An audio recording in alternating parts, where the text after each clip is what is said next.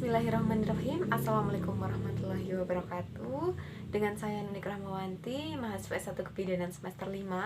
Di sini saya akan membuat video mengenai bagaimana pemberian atau pendirian pendidikan kesehatan mengenai pemberian informasi istirahat dan pola aktivitas pada ibu dalam masa nifas ya. Untuk poin yang pertama, ketika ada pasien, alangkah baiknya kita ucapkan salam. Selamat siang Ibu, Assalamualaikum. Perkenalkan diri, nama saya Bidan Nunik. Saya yang sedang piket pada pagi hari ini. Saya yang akan memeriksa Ibu ya. Saya yang akan memberikan pendidikan kesehatan Ibu.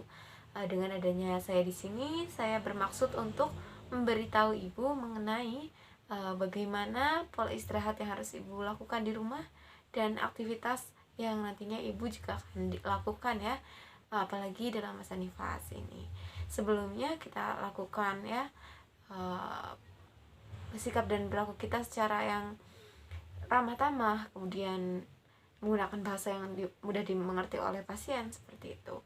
Setelah itu kita lanjutkan ke tahap pemeriksaan. Yang pertama, setelah kita memberikan maksud dan tujuan dan lain sebagainya pada konten sikap dan perilaku, kita lakukan yang pertama adalah persepsi dulu pada pasien. Kita tanya, apakah ibu sebelumnya sudah mendengar atau sudah mengetahui ibu bagaimana pola istirahat atau pola aktivitas yang harus ibu lakukan pada masa nifas? Kita tanyakan.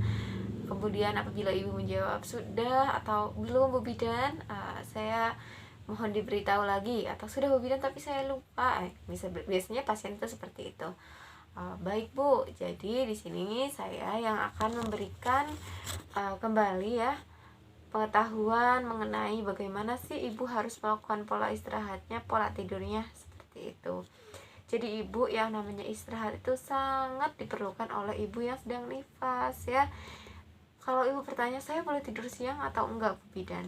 Itu boleh ya, tidur siang itu diperbolehkan karena istirahatnya juga cukup, apalagi kalau malamnya habis begadang ya ibu ya. Jadi pas tidur ya, istirahat ini sangat membantu ya dalam kebutuhan ibu seperti pada masa nifas ya, bahwa istirahat itu ya, istirahat itu harus tidur terlelap ya Bu. Misal ibu nggak boleh terlalu kecapean, itu memang juga termasuknya istirahat. Istirahat itu dapat membantu ibu ya untuk yang pertama pasti ibu dapat terjaga, atau hal ini dapat mencegah ibu untuk kelelahan. Jadi jangan sampai ibu kelelahan yang berlebihan seperti itu ya, akibat kadang gangguan tidur yang tadi saya jelaskan, mungkin begadang kemudian siangnya nggak bisa tidur seperti itu. Karena yang namanya kurang istirahat ibu itu sangat berbahaya kepada ibu nifas ya. Mungkin dari hal yang sepele seperti kok produksi ASI-nya itu menurun seperti itu ya, nggak banyak kayak gitu, ibunya kecapean soalnya. Kemudian yang kedua seperti dalam kesehatan itu ada namanya involusi uteri ibu. Jadi rahim itu kembali seperti saat sebelum hamil ya. Jadi pada masa nifas secara otomatis rahim itu akan kembali ke bentuk sebelum ibu hamil seperti itu. Nah, apabila ibu kekurangan istirahat, maka pastinya ya ini menghambat proses terjadinya si involusi uteri ini ibu.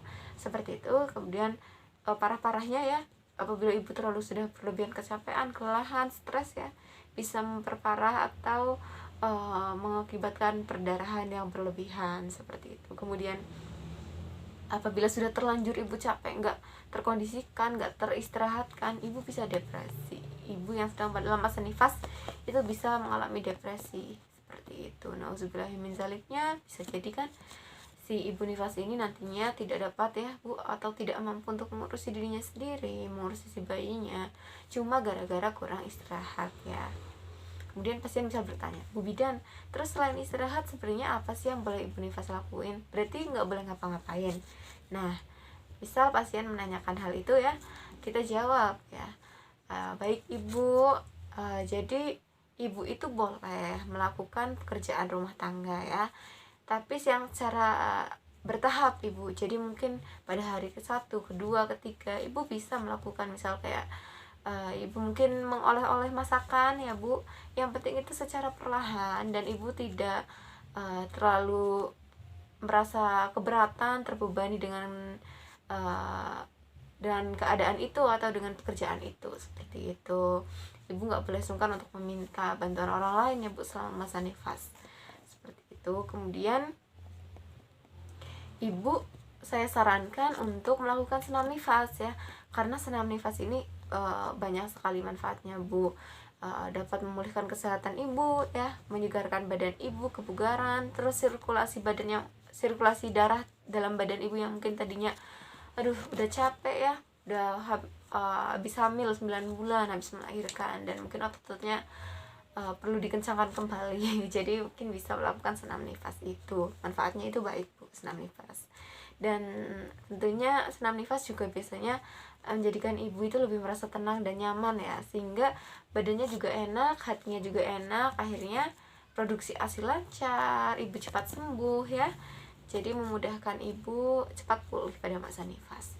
Seperti itu saja Ibu. Apakah Ibu sudah paham nanti ya, seperti itu yang harus dilakukan di rumah, istirahat dan aktivitasnya Ibu dipahami. Kalau Ibu ada pertanyaan boleh bertanya kepada saya. Dan Ibu jawab, tidak Bu Bidan, saya sudah sangat paham. Seperti itu, amin ya. Kemudian setelah itu semuanya selesai, kita lakukan pendokumentasian kepada pasien. Terima kasih Ibu sudah selesai. Kita sampaikan dulu bahwa pemeriksaan sudah selesai. Semoga Ibu cepat pulih ya Bu dalam masa nifasnya, seperti itu. Setelah itu kita lakukan pendokumentasian meliputi kapan ya, jamnya tanggal berapa, jamnya kapan, kemudian intinya dari Penkesnya apa, dan tanda tangan kita beserta nama terang kita. Mungkin seperti itu saja yang dapat saya jelaskan. Terima kasih untuk segala bentuk perhatiannya. Mohon maaf atas segala bentuk kekurangannya. Billahi taufiq wal hidayah. Wassalamualaikum warahmatullahi wabarakatuh.